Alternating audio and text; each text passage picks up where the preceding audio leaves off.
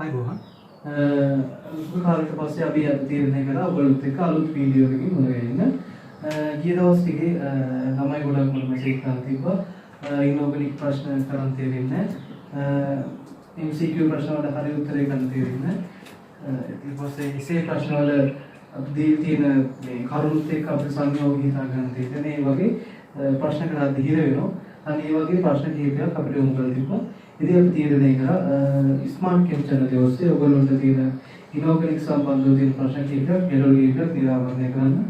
ඉතින් ඒක මූලික පියවර වශයෙන් අපි අද බලාපොරොත්තු වෙනවා A-level රසායන විද්‍යා ප්‍රශ්න පත්‍රයේ රචනා ප්‍රශ්න පත්‍රයේ 8 වෙනි ගානන විදිහට ලැබෙන ඉනෝගනික් ප්‍රශ්න.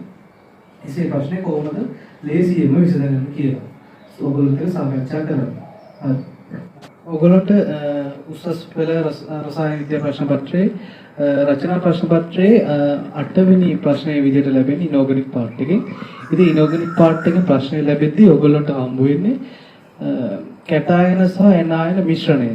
කැටායන සහ එනායන මිශ්‍රණයක තියෙන කැටායන සහ එනායන අඳුර ගන්න. ගොඩක් දුරට ඔයගොල්ලන්ට හම්බ වෙන්නේ කැටායන දෙකක් සහ එනායන දෙකක් හරියට අඳුර ගන්න තමයි. හරිද? ඒතර එතෙන්දී ඒගොල්ලෝ මේ ප්‍රශ්නයේ විවිධ රටාවලට ආන්න පුළුවන්.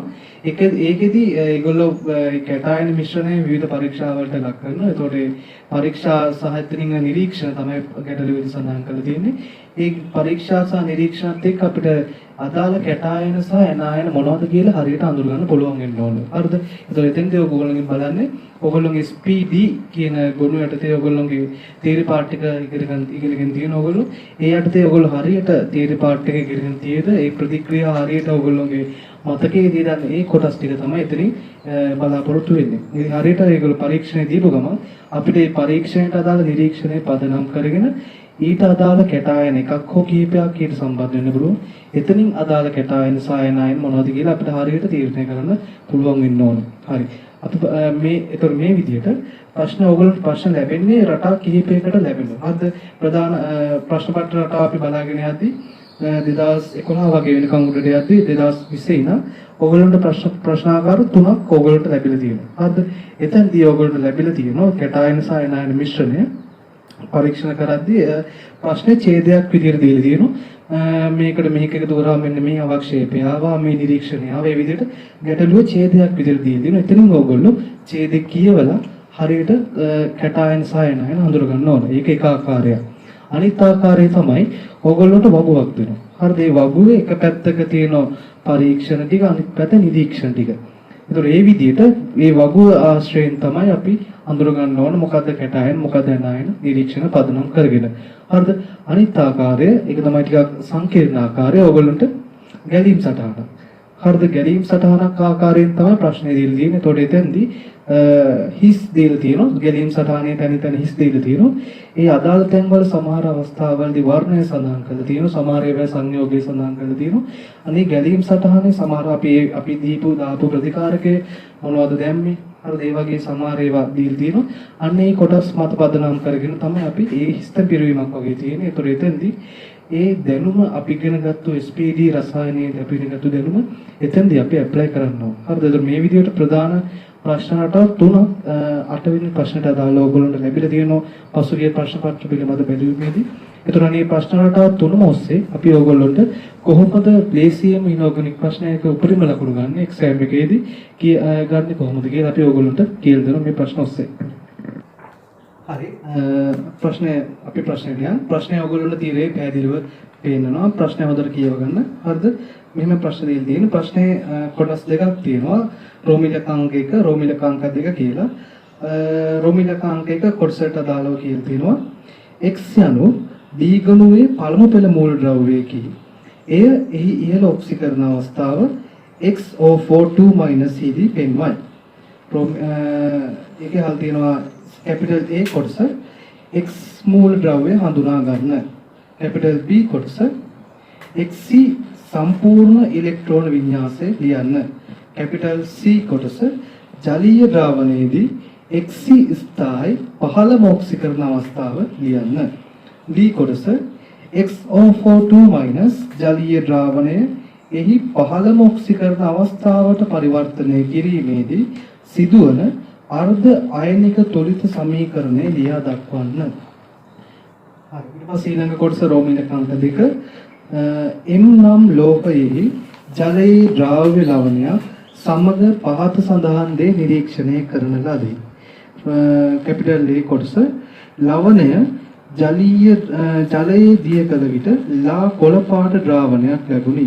කැපිටල් B කොටස ලවණයේ ජලීය ද්‍රාවණයකට වැඩිපුර ඇමෝනියා එකතු කළ විට තද නිල් පාට ද්‍රාවණයක් ලැබුණි. C කොටස ඉහත B ද්‍රාවණය තුලින් H2S යවූ විට කළු පාට අවක්ෂේපයක් ලැබුණි.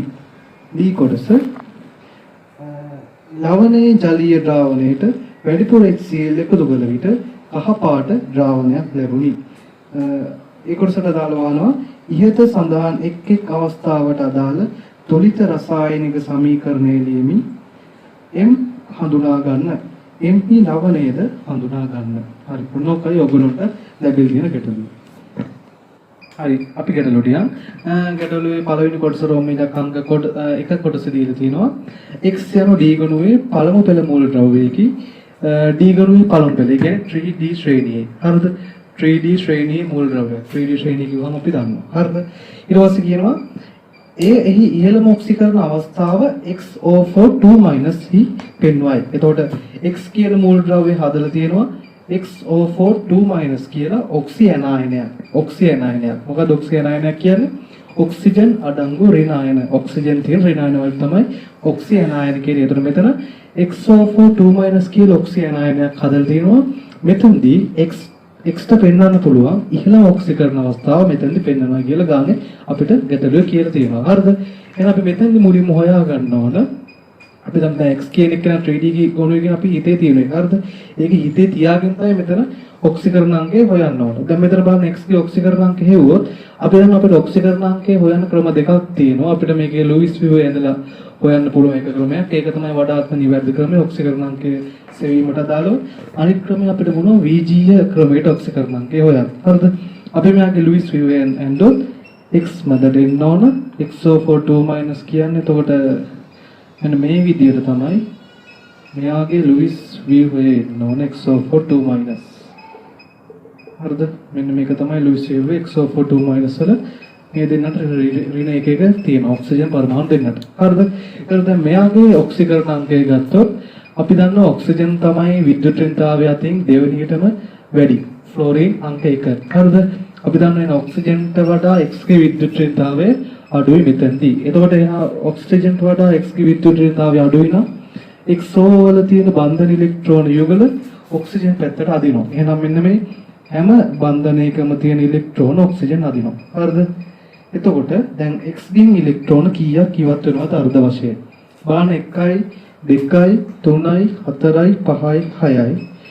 හරිද? 6යි. එතකොට X ගෙන් ඉලෙක්ට්‍රෝන 6ක් අර්ධ වශයෙන් ඉවත් වෙලා තියෙනවා. එහෙනම් අපි මෙතෙන්දී මෙයාගේ ඔක්සිකරණ අංකය ධන 6 කියලා හොයාගත්තා. හරිද? එහෙනම් මෙතෙන්දී XO4 2- කියන ඔක්සි ඇනායනේ X හදලා තියෙනවා එයාගේ උපරිම ඔක්සිකරණ අංකයට අදාළව. તો එතෙන්දී X පෙන්වලා තියෙන ඔක්සිකරණ අංකය තමයි ධන 6. එහෙනම් අපිට මතක් වෙන්න ඕන අපි ලියා ගන්න ඕන 3D ශ්‍රේණියේ උපරිම ඔක්සිකරණ අංකය ධන 6 පෙන්වන මෝල් ද්‍රව්‍ය මොකක්ද? ඒක ටක් ගාලා ඔයගොල්ලෝගේ මතකයට එන්න ඕන. අපි 3D තීරි කොටස ඔක්කොම ඉගෙනගෙන තියෙනවා. හරිද? හරි. එතකොට කවුද 3D ශ්‍රේණියේ ධන 6 උපරිම ඔක්සිකරණ අංකයට අදාළ මෝල් ද්‍රව්‍ය? හරිද? උත්තරය තමයි ක්‍රෝමියම්. හරිද? ක්‍රෝමියම් තමයි 3D ශ්‍රේණියට අදාළව ධන 6 උපරිම ඔක්සිකරණ අංකය පෙන්වන්න පුළුවන්. ක්‍රෝමියම්ගේ අවසාන ඉලෙක්ට්‍රෝන වින්‍යාසය ගත්තොත් සංයුජිත ඉලෙක්ට්‍රෝන වින්‍යාසයට අදාළව 3D5 4s1 වින්‍යාසයේ තියෙන්නේ 3D5 4s1. එතනදී මෙයාගේ ව්‍යුහ්ම ඉලෙක්ට්‍රෝන 6ක් තියෙනවා. අවසාන ශක්ති මට්ටමේදී 3D5 අර්ධ පිරීම සහ 4s අර්ධ පිරීම තියෙන්නේ. ව්‍යුහ්ම ඉලෙක්ට්‍රෝන 6ක් තියෙනවා අවසාන ශක්ති මට්ටමේ. මේ ඉලෙක්ට්‍රෝන 6ම ඉවත් කරලා මෙයාට ධන 6 උපරිම ඔක්සිකරණ අංකය පෙන්වන්න පුළුවන්. මේ ඉලෙක්ට්‍රෝන 6ම ඉවත් කරලා ධන 6 ඔක්සිකරණ අංකය පෙන්වන්න පුළුවන්. අන්න ඒ හින්දා මෙතනදී උත්තරේ වෙනවා ක්‍රෝමියම් පළවෙනි කොටසට අදාළව සිම්පල්ලේ අක්ෂරයට අදාළව X මෝල් ද්‍රව්‍ය හඳුනගත්තා. හරි. එතකොට X කියන්නේ ක්‍රෝමියම් කියන උත්තරේ තමයි X වෙන්න ඕන. හරිද? හරි. ඊළඟ කොටස බලන්න C කොටස. C කොටසදී අහනවා ජලීය ද්‍රාවණයේදී X ස්ථායි 15 ඔක්සිකරණ අවස්ථාව ලියන්න. හරිද? එතකොට අපි දන්නවා X කියන්නේ ක්‍රෝමියම්. අපි බලමු දැන් ක්‍රෝමියම් පරමාණු ක්‍රමාංකය 24යි. ක්‍රෝමියම්ගේ අවසාන ඉලෙක්ට්‍රෝන වින්‍යාසය අනුව ක්‍රෝමියම්ට පෙන්වන්න පුළුවන් ඔක්සිකරණ අවස්ථා මොනවද? හරිද? ක්‍රෝමියම්ට පෙන්වන්න පුළුවන් ඔක්සිකරණ අවස්ථා ධන 2, ධන 3, ධන 6. මෙන්න මේ ප්‍රධාන ඔක්සිකරණ අවස්ථා තුන. එතනින් ධන 2 අස්ථායි. ධන 2 අස්ථායි ඔක්සිකරණ අවස්ථාවක්. හරිද? එහෙනම් මෙතනට අපි ගැටලුවේදී අහන්නේ ක්‍රෝමියම් පෙන්වන අවම ස්ථායි ඔක්සිකරණ අවස්ථාව මොකද්ද? ක්‍රෝමියම්ට පෙන්වන්න පුළුවන් අවම ස්ථායි ඔක්සිකරණ අවස්ථාව තමයි ධන 3 ඔක්සිකරණ අවස්ථාව. එතෙන්දී ක්‍රෝමියම් 3+ ආයනය හදන ජලීය ද්‍රාවණයේදී ධන 3 ඔක්සිකරණ අවස්ථාවට අදාළව. ඒතකොට එතෙන්දී ක්‍රෝමියම් ජලීය ද්‍රාවණයේදී තියෙන්නේ ජල අණු 6ක් එක්ක හරිද? ජල අණු 6ක් එක්ක සංගත සංකීර්ණය හදාගෙන ක්‍රෝමියම් ජලීය ද්‍රාවණයේ තියෙන්නේ අපිට මේක ලිගන මේ සංගත සංකීර්ණය මෙහෙම ලියන්න පුළුවන් H2 6 හරිද? ජල අණු 6ක් එක්ක තමයි සංගත සංකීර්ණය හදාගෙන යන විදිහට ජලීය ද්‍රාවණයේදී ක්‍රෝමියම් 3+ ආයනය තියෙන්නේ. හරි. රෝමීල කංගයටදී අවසාන කොටස D කොටස එකක අහන්නේ XO42- ආයනය එහි අවම එක්ස්පෙන්ඩ් වන අවම ඔක්සිකරණ අවස්ථාව බවට පරිවර්තනය කිරීමට අදාළ ඔක්සි හරණ අර්ධ ප්‍රතික්‍රියාවෙන් අහන්නේ. ඒතර අපි දැන් X කියන එක නා හොයාගත්තා. එහෙනම් අපි සත්‍ය සංකේත භාවිතා කරන්න ඕන. XO42- කියන්නේ ක්‍රෝමේට්. ජලීය ද්‍රාවණයේදී පාට මොකද වගේ? කහ පාටයි. ජලීය ද්‍රාවණයේදී කහ පාටයි. මෙයා ස්ථායව තියෙන්නේ ජලීය හෝ ක්ෂාරීය මාධ්‍ය යටතේ pH ගේ 4 වඩා වැඩි මාධ්‍යයකදී. ආම්ලික මාධ්‍යයට යද්දී මෙයා ඩයික්‍රොමේට් බවට පත් වෙනවා. හරිද? ඒතර මෙතනදී ක්‍රෝමියම් පෙන්වන්න පුළුවන් අවම ස්ථායි ඔක්සිකරණ අවස්ථාව ක්‍රෝමියම් 3+. ක්‍රෝමියම් 3+ ජලීය ද්‍රාවණයේ දම් පාටයි. හැබැයි මේ ප්‍රතික්‍රියාව වෙන්නේ ආම්ලික මාධ්‍යයකදී. එහෙනම් මෙතනදී ආම්ලික මාධ්‍යයේදී ක්‍රෝමියම් 3+ ආයනය කොළ පාට. හරිද? කොළ පාටක් තමයි අපිට නිරීක්ෂණය කරන්න පුළුවන්. එහෙනම් මේ ප්‍රතික්‍රියාව වෙද්දී ක්‍රෝමේට් වල ධන 6 ක්‍රෝමියම්ගේ ධන 3 දක්වා ඔක්සි හරණය වෙනවා. එහෙනම් ඔක්සි හරණයට අදාළ ඔක්සි හරණ අර්ධ ප්‍රතික්‍රියාව තමයි අපෙන් අහන්නේ. ඒතර මෙතෙන්දී කහ පාට ක්‍රෝමේට් ජලීය ද්‍රාවණය කොළ පාට ක්‍රෝමියම් 3+ ජලීය ද්‍රාවණයක් බවට පත් වෙනවා. ඒක අපිට නිරීක්ෂණය කරන්න පුළුවන් ප්‍රතික්‍රියාව වෙද්දී. හරිද? දැන් මෙතන රෙඩොක්ස් ප්‍රතික්‍රියාව තුලිත කිරීමක් තියෙන්නේ. මේකේ තීරි පාර්ට් එක රෙඩොක්ස් කොටසදී අපි සම්පූර්ණයෙන්ම සවිස්තරාත්මකව උගන්වන්න තියෙන ඔයගොල්ලන්ට කියලා දෙන්න තියෙනවා. හරිද? එහෙනම් මෙතෙන්දී මූලික පියවර මුල්ම පියවර වෙන්නේ ක්‍රෝමියම් පරමාණු ගාන තුලිත කිරීම. හරිද? ක්‍රෝමියම් 1යි ක්‍රෝමියම් 1යි පරමාණු ගාන සමානයි. ඊට පස්සේ මෙතන ක්‍රෝමියම්ගේ ඔක්සිකරණාංකය ධන 6, මෙතන ධන 3. දෙපැත්තේ ඔක්සිකරණාංක සමාන කරන ඉලෙක්ට්‍රෝන දාලා ඉලෙක්ට්‍රෝන ධන 6 ධන 3 කරන අපි ඉලෙක්ට්‍රෝන දානවා කියන්නේ 3ක්. ඉලෙක්ට්‍රෝන 3ක් දානවා. ඊට පස්සේ දෙපැත්තේ ආරෝපණය මෙතන ඍණ 2යි ඍණ 3යි වම් පැත්තේ ඍණ 5යි දකුණු පැත්තේ ධන 3යි. හරි. එතකොට මේ විදිහට අපිට මේ ප්‍රතික්‍රියාව ඔක්සි හරණ අර්ධ ප්‍රතික්‍රියාව මේ විදිහට තුලිත කරන්න පුළුවන්. මේකේ තීරි පාර්ට් එක රෙඩොක්ස් කොටස තියෙන්නේ. ඊට අදාළව ඔයගොල්ලන්ට මතක නැත්නම් ආපහු අපේ වීඩියෝ සෙට් එකේ රෙඩොක්ස් කොටසට අදාළ වීඩියෝ කිහිපයක් තියෙනවා. මේ දෙක බලලා සම්පූර්ණ තීරි කොටස මතක කරගන්න පුළුවන්. හරිද? හරි. අපි ගාන ඊළඟ කොටසට යමු. ප්‍රශ්න ඊළඟ කොටසට රෝමිලක අංක 2 ඒකද කියලා තියෙනවා එම්නම් ලෝහයේ ජලයේ ද්‍රාව්‍ය ලවණයක් සමග පහත සඳහන් දේ නිරීක්ෂණය කරන ලදී. ඒ අක්ෂරය යටතේ කියලා තියෙන නිරීක්ෂණය ලවණය ජලයේ දිය කළ විට ලා කොළ පාට ද්‍රාවණයක් ලැබුණලු. හරිද? සාමාන්‍ය වර්ණවත් ද්‍රාවණ දෙන්නේ අපිට D ගණුවේ කැටායන අඩංගු ලවණ. හරිද? ඒව තමයි වර්ණවත් ද්‍රාවණ දෙන්නේ S ගණුවේ කැටායන අවර්ණයි. හරිද? සීලම කැටායන වායි අවර්ණයි S ගණුවේ. එතකොට මෙතන D ගණුවේ කැටායන තමයි මෙතන තියෙනවනේ බොහෝ දුරට. ජලීය ද්‍රාවණයේදී කොළ පාට වර්ණයක් ලබා දෙන කැටායන මොනවද D ගණුවේ තියෙන්නේ? හරිද? 3D ශ්‍රේණිය අපිට හම්බ වෙනවා ජලීය ද්‍රාවණයේදී කොළ පාට Fe2+. වෙනස් ආයනය යකඩවල ධන 2 Fe2+ ආයනය කොළ පාටයි ජලීය ද්‍රාවණයේදී ජල අණු 6ක් එක්ක හෙක්සා ඇක්වා කොම්ප්ලෙක්ස් එකක් හදාගෙන තියෙන ජලීය ද්‍රාවණයේදී කොළ පාට. හරිද? Fe2+ එක කොළ පාටයි. ඊට අමතරව Fe2+ ඊට අමතරව අපිට හම්බ නිකල් 2+. නිකල් 2+ ජලීය ද්‍රාවණයක් කොළ පාටයි. ඒකත් ජල අණු 6ක් එක්ක හෙක්සා ඇක්වා කොම්ප්ලෙක්ස් එක හදාගෙන කොළ පාට ජලීය ද්‍රාවණයක් නිරීක්ෂණය කරන්න පුළුවන්. හරිද? එතකොට එහෙනම් අපිට තව කැටායනයක් හම්බ වෙනවා ක්‍රෝමියම් ක්‍රෝමියම් 3+ අපිට බහුලව හම්බ වෙන රෙඩොක්ස් ප්‍රතික්‍රියාවලදී බහුලව හම්බ වෙන කැටයනයක්. ඒක අපේ රෙඩොක්ස් ප්‍රතික්‍රියාවලදී අපිට නිරීක්ෂණය කරන්න කොළ පාටයි කියලා. හැබැයි ක්‍රෝමියම් 3+ ගේ කොළ පාට දෙන්නේ ආම්ලික මාධ්‍යයේදී අඩු pH අගයකදී කොළ පාට දෙනවා ක්‍රෝමියම් 3+. ක්‍රෝමියම් 3+ ජලීය ද්‍රාවණයේදී පෙන්වන්නේ කොළ පාට නෙවෙයි නිල් දම් පාටක් තමයි පෙන්වන්නේ. ඒ හින්දා අපිට ක්‍රෝමියම් 3+ උත්තරේ විදිහට අයින් කරන්න පුළුවන්. දැන් දැනට කැටයන දෙකක් තියෙනවා. හරිද? හරි. ඊළඟ එකට යමු. දැන් මෙතන Fe2+ එකයි Nickel2+ එකයි මේ දෙකෙන් කවුද කියලා තෝරගන්න ඕනේ ඊළඟ නිරීක්ෂණ ටික බලලා. හරිද? ඊළඟ එක කියනවා ලවණ ජලීය ද්‍රාවණයකට වැඩිපුර ඇමෝනියා එකතු කළ විට තද නිල් පාට ද්‍රාවණයක් ලැබුණා. හරිද? අපි දන්නවා ෆෙරස් ජලීය ද්‍රාවණයට Fe2+ ජලීය ද්‍රාවණයට ඇමෝනියා එකතු කරද්දී හරිද? ඇමෝනියා එකතු කරගෙන යද්දී බිඳු ඇමෝනියා එකතු කරද්දී මොකද්ද වෙන්නේ? මුලින්ම හයිඩ්‍රොක්සයිඩ් එක තමයි හැදෙන්නේ. හයිඩ්‍රොක්සයිඩ් එක ෆෙරස් හයිඩ්‍රොක්සයිඩ් එක හැදෙනවා කොළ පාට අවක්ෂේපයක්. හරිද? මේක අඳුරු කොළ පාට අවක්ෂේපයක් ෆෙරස් හයිඩ්‍රොක්සයිඩ් එක. ඊට පස්සේ ෆෙරස් හයිඩ්‍රොක්සයිඩ් මෙන්න මේ අඳුරු කොළ අවක්ෂේපයට වැඩිපුර ඇමෝනියා එකතු කරොත් මොකද වෙන්නේ?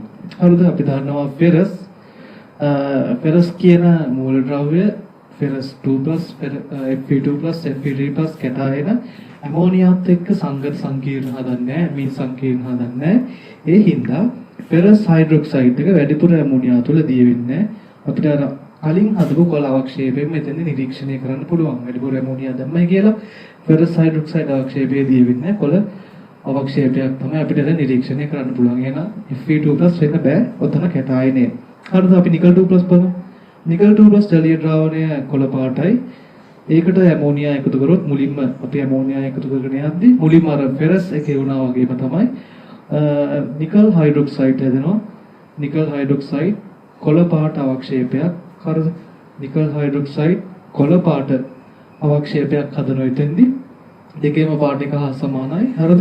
ඊට පස්සේ මෙතනට වැඩිපුර ඇමෝනියා දැම්මොත් වැඩිපුර ඇමෝනියා නිකල් හයිඩ්‍රොක්සයිඩ් අවක්ෂේපයට වැඩිපුර ඇමෝනියා දැම්මොත් මොකද වෙන්නේ? ෆෙරස් වගේ නෙවෙයි Nickel2+ කැටයනේ නිකල් ලෝහය ඇමෝනියාත් එක්ක සංගත සංකීර්ණ හදනවා. ඇමීන් සංකීර්ණ හදනවා. එතෙන්දී නිකල් ඇමෝනියානු 6ක් එක්ක හෙක්සා ඇමීන් කම්ප්ලෙක්ස් එක හදනවා. ධන 2 හෙක්සා ඇමීන් කම්ප්ලෙක්ස් එක හදනවා. මේක තද නිල් පාටයි. තද නිල් පාට ජලීය ද්‍රාවණයක් තමයි නිකල් වල ඇමීන් සංකීර්ණය. හරිද? එහෙනම් අපිට නිරීක්ෂණය කරන්න පුළුවන් නිකල් වලට Nickel2+ වලට එකපාර වැඩිපුර ඇමෝනියා දැම්මොත් මොකද වෙන්නේ? මේ අවක්ෂේපය ඇතුළේ ටක් ගාලා ඒක දිය වෙලා ගිහිල්ලා නිකල් වල හෙක්සා ඇමීන් සංකීර්ණය වඩපත් වෙනවා. ඒතර තද නිල් පාට ජලීය ද්‍රාවණයක් අපිට නිරීක්ෂණය කරන්න පුළුවන්. හරිද? එහෙනම් මෙතන කැටයනේ විදිහට තියෙනවා Nickel2+ කැටයනේ. Nickel2+ කැටයනේ. හරි. ඊළඟ නිරීක්ෂණය බලමු. ඊට පස්සේ කියනවා ඉහත B ජලීය ද්‍රාවණය තුලින් වැඩිපුර H2S සෙවූ පිට කළු පාට අවක්ෂේපයක් ලැබුණි. ඉහත B ජලීය ද්‍රාවණය තුලින් වැඩිපුර H2S සෙවූ විට කළු පාට අවක්ෂේපයක් ලැබුණි. හරිද? B ජලීය ද්‍රාවණය කියන්නේ Nickel2+ ජලීය ද්‍රාවණය. නිකල් වල ඇමීන් සංකීර්ණයේ තියෙන ජලීය ද්‍රාවණය. එතකොට එතෙන්දී වැඩිපුර ඇමෝනියා ද්‍රාවණයේ දීවල තියෙන හින්දා ඉහළ pH එකක් තමයි ද්‍රාවණයේ තියෙන්නේ. භාෂ්මිකයි මාධ්‍ය භාෂ්මිකයි. හරිද? එතකොට අපිට දැන් හිතන්න ඕන දැන් මෙතන භාෂ්මික මාධ්‍යයකට තමයි අපි H2S යවන්නේ. ඒතකොට භාෂ්මික මාධ්‍යයකදී ඉහළ pH එකකදී H2S යවුවට පස්සේ අවක්ෂේප වෙන සල්ෆයිඩ්. හරිද? එතකොට ඉහළ pH එකකදී භාෂ්මික මාධ්‍යයකදී සල්ෆයිඩ් අවක්ෂේප වීම අපිට මතක් වෙන්න ඕන විශ්ලේෂණ කාණ්ඩ 4. 4 වෙනි විශ්ලේෂණ කාණ්ඩයේ කැටයන තමයි ඉහළ pH අගයකදී ඒ කියන්නේ ශාරීය මාධ්‍යයකදී සල්ෆයිඩ් විදිහට අවක්ෂේප වෙන්නේ. එතකොට එහෙනම් අපි නිකල් උත්තරේ දැනටමත් තෝරගෙන තියෙන්නේ. අපි බලමු එතකොට විශ්ලේෂණ කාණ්ඩ 4 යටතේ අපිට කැටයන හම්බ වෙනවා Mn2+ මැංගනස් අයනය. ඊට පස්සේ Nickel2+, Cobalt2+ සහ Zinc2+. මෙන්න මේ කැටයන 4 තමයි විශ්ලේෂණ කාණ්ඩ 4 යටතේ සල්ෆයිඩ් විදිහට අවක්ෂේප වෙන්නේ. ඒ කියන්නේ ශාරීය මාධ්‍යයේදී H2S එවුවාම හේතුව මේගොල්ලෝගේ සල්ෆයිඩ් වල KSP අගය නිතා විශාල අගයක් ගන්නවා. ඉහළ KSP අගය හින්දා මේගොල්ලෝ සල්ෆයිඩ් විදිහට අවක්ෂේප වෙන මාධ්‍යයට ඉහළ සල්ෆයිඩ් සාන්ද්‍රණයක් අවශ්‍ය වෙනවා. ඒකයි මේක ආම්ලික මාධ්‍යයේදී මේ කැටයන 4 අවක්ෂේප නොවි ශාරීය මාධ්‍යයේදී ඉහළ pH අගයකදී අවක්ෂේප වෙන්නේ. හේතුව pH අගය වැඩි වෙද්දී ද්‍රාවණයේ H+ සාන්ද්‍රණය අඩු වෙනවා. එතකොට H2S විඝටනය H+ සාන්ද්‍රණය අඩු වෙද්දී ආ බලන H+ සාන්ද්‍රණය වැඩි කරගන්න.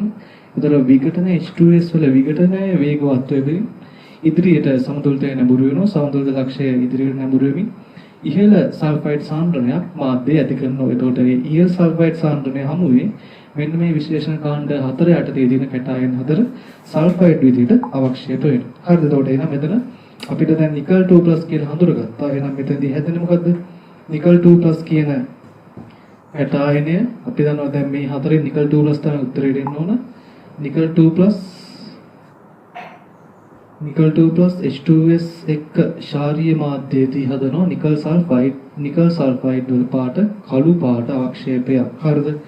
කළු පාට අවක්ෂේපයක් නිකල් සල්ෆයිඩ්. එතකොට අපි දන්නවා මැංගනස් සල්ෆයිඩ් රෝස දුඹුරු පාට අවක්ෂේපයක්, නිකල් සල්ෆයිඩ් සහ කොබල්ට් සල්ෆයිඩ් කළු පාටයි, සිංක් සල්ෆයිඩ් සුදු පාට අවක්ෂේපයක්. හරිද? එහෙනම් මෙතනදී අපිට නිකල් වල සල්ෆයිඩ් එක තමයි පිළිතුර විදිහට ලැබෙන්නේ. නිකල් සල්ෆයිඩ් කියන එක කළු පාට අවක්ෂේපයක්. එතනොත් අපිට පිළිතුර නිකල් කියන සත්‍ය වෙනවා. හරිද? ඊළඟට බලන්න නිරීක්ෂණය. D ලවණයේ ජලීය ද්‍රාවණයකට වැඩිපුර HCl දැම්ම එකතු කළ විට කහ පාට ද්‍රාවණයක් ලැබෙනවා. වැඩිපුර HCl දැම්මම කහ පාට ද්‍රාවණයක් ලැබෙන්නේ. ඒ කියන්නේ වැඩිපුර HCl එක කහ පාට ද්‍රාවණයක් දෙනවා කියන්නේ එතන ක්ලෝරයිඩ් සංකීර්ණයක් හැදෙනවා. වැඩිපුර HCl හමුවේ D ගුණයේ කැටායන ක්ලෝරයිඩ් සංකීර්ණයක් හදනවා. බොහෝ දුරට ක්ලෝරයිඩ් අයන 4ක් තියෙන ටෙට්‍රා ක්ලෝරයිඩ් කොම්ප්ලෙක්ස් එකක් තමයි එතනදී හදන්නේ. එතකොට කහ පාට ක්ලෝරයිඩ් කොම්ප්ලෙක්ස් හදන කැටායන දෙකයි තියෙන්නේ මතක් වෙන්න ඕන. කැටායන දෙකයි එකක් තමයි නිකල්. එකක් තමයි නිකල් 2+ කැටායනය, අනිත් එක කොබර් 2+ කැටායනය. හරිද? එතකොට මෙතන නිකල් 2+ කැටායනය වැඩිපුර HCl එක්ක. හරිද? වැඩිපුර HCl එක්ක හදනවා ටෙට්‍රා ක්ලෝරයිඩ් කොම්ප්ලෙක්ස් එක 2- කහ පාටයි. හරිද? කහ පාටයි. කොපර් 2+. හරිද? කොපර් 2+ එයත් වැඩිපුර HCl එකතු කරොත් එතනත් හදනවා CuCl4 2- ටෙට්‍රා ක්ලෝරයිඩ් කොම්ප්ලෙක්ස් එක එකත් කහ පාටයි. කොළ පාටට හුරු කහ පාටක් තියෙන්නේ. හැබැයි මෙතන කොපර් 2+ ගේ විශේෂත්වයක් තියෙනවා. එයා ක්ලෝරයිඩ් සංකීර්ණය හැදෙද්දී මුලින්ම HCl එකතු කරගෙන යද්දී එයාගේ කහ පාට ද්‍රාවණයක් හැදෙන්න කලින් කොළ පාට ද්‍රාවණයක් හැදිලා තමයි කහ පාට ද්‍රාවණයක් හැදෙන්නේ. එතකොට කහ කොළට හුරු ද්‍රාවණයක් තමයි කොපර්ගේ ටෙට්‍රා ක්ලෝරයිඩ් කොම්ප්ලෙක්ස් එක. එතකොට මෙතන අපිට නිකල් තමයි උත්තරේ. එතකොට නිකල්ගේ ටෙට්‍රා ක්ලෝරයිඩ් කොම්ප්ලෙක්ස් එක කහ පාටයි. එතනින් අපිට පිළිතුර නිකල් විදිහට ගන්න පුළුවන්. හරි. අපි දෙවෙනි කොටසට දාලා ABCD නිරීක්ෂණ ටික සාකච්ඡා කරලා ඉවරයි. දැන් අපිට තියෙන ප්‍රතික්‍රියා ටික ලියන්න. හරිද? ඒක කියන්නේ ප්‍රතික්‍රියා ලියමින් M කියන ලෝහ ලවණය හඳුනා ගන්න කියලා. හරිද? එතකොට එතෙන්දී පළවෙනි එක ලවණයේ ජලීය ද්‍රාවණයේ ලා කොළ පාට ද්‍රාවණයක් දුන්නලු. එතකොට ලා කොළ පාටට හේතු වෙන්නේ අපි දන්නවා නිකල් H2O 6 ජලයත් එක්ක X1 කොම්ප්ලෙක්ස් එකක් හදන මේක තමයි ලා කොළ පාට ජලීය ද්‍රාවණය. හරිද? ඊට පස්සේ මෙයාට ඇමෝනියා එකතු කරද්දී නිකල් 2+ ජලීය ද්‍රාවණයට ඇමෝනියා එකතු කරද්දී මුලින්ම ඇමෝනියා එකතු කරද්දී මුලින්ම හයිඩ්‍රොක්සයිඩ් එක අවක්ෂේපය විදිහට ලැබෙනවා. හරිද? ඒතර ඇමෝනියා එකතු කරද්දී ඇමෝනියා ධන ජලය 2 මෙතනින් හැදෙනවා නිකල් හයිඩ්‍රොක්සයිඩ් කොළ පාට අවක්ෂේපය ධන 2 ඇමෝනියම් ප්ලස් ධන 6 ජලය අණුක ඉවත් වෙනවා. ඒතුලේ සංකත සංකීර්ණයේ තිබ්බ ජලය අණුවයි ඉවත් වෙනවා නිකල් හයිඩ්‍රොක්සයිඩ් අවක්ෂේපය හැදිලා. ඒතර වැඩිපුර ඇමෝනියා දාද්දී මෙන්න මේ හැදිච්ච නිකල් හයිඩ්‍රොක්සයිඩ් කොළ පාට අවක්ෂේපය ඇමෝනියා අණු 6ක් එක්ක 6 ඇමෝනියා අණු 6ක් එක්ක ප්‍රතික්‍රියා කරනවා. එතෙන්දී අපිට එනවා නිකල්ගේ හෙක්සාඇමීන් කොම්ප්ලෙක්ස් එක තද නිල් පාට ජලීය ද්‍රාවණයක් 2OH- අයින් වෙනවා. හරිද? ඒතර මෙන්න මේක තමයි නිකල්ගේ ඇමීන් සංකීර්ණ සෑදීමට අදාළ ප්‍රතික්‍රියාවක් නිකල් හයිඩ්‍රොක්සයිඩ් එක දී වෙලා. හරිද?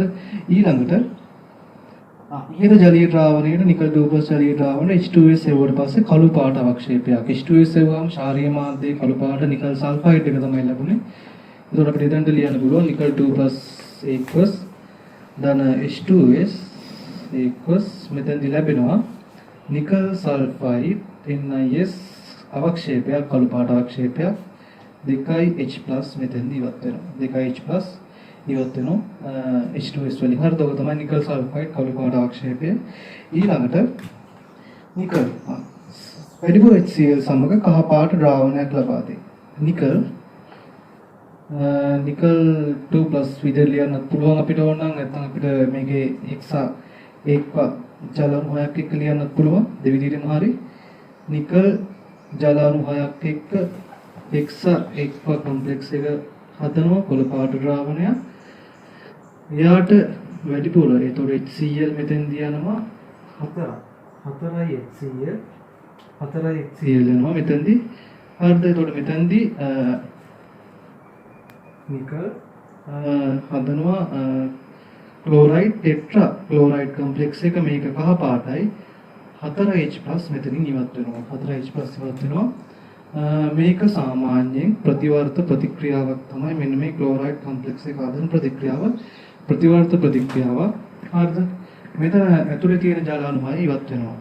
ඇතුලේ තියෙන ජල අණු 6 ඉවත් වෙනවා. සංගත සංකීර්ණයේ තිබ්බ ජල අණු 6 ඉවත් වෙනවා. ඒතකොට මේක ප්‍රතිවර්ත ප්‍රතික්‍රියාවක්. අපිට මේකේ ප්‍රතික්‍රියාවේ ඉදිරිපස සහ පසුපස මාරු කරන්න පුළුවන් මේ ලේචර්ලේ මූල ධර්මයට අනුව. ඒතකොට මේකට නිකල්ගේ ක්ලෝරයිඩ් කොම්ප්ලෙක්ස් එකට අපේ ජලය එකතු කරොත් වැඩිපුර ජලය එකතු කරොත් මේක ආපහු ප්‍රතික්‍රියාව වම් පැත්තට වෙනවා. ආපසු ප්‍රතික්‍රියාව වේගවත් වෙලා සමතුලිත ලක්ෂණය වමට නැඹුරු වෙලා ආපහු අපේ නිකල් 2+ ගේ පාට බලා ගන්න පුළුවන් කොළ පාට. හරිද? මේ විදිහට ප්‍රතික්‍රියාව වෙනවා. හරි. ඒතර ওই ටික තමයි මේ ගැටලුවට අදාළව. එතකොට මේ ලවණයේ නිකල් 2+ තමයි කැටායනයක් විදිහට තියෙන්නේ. ඒතර මේකේ ලවණය හඳුනා ගන්න කියලා තිබ්බට මේකේ ඇනායනය අපිට හොයාගන්න නිරීක්ෂණ දීලා නැහැ. හරිද? ඒතර ලවණයේ තියෙන කැටායනය තමයි මෙතන අපිට හොයාගන්න පුළුවන්.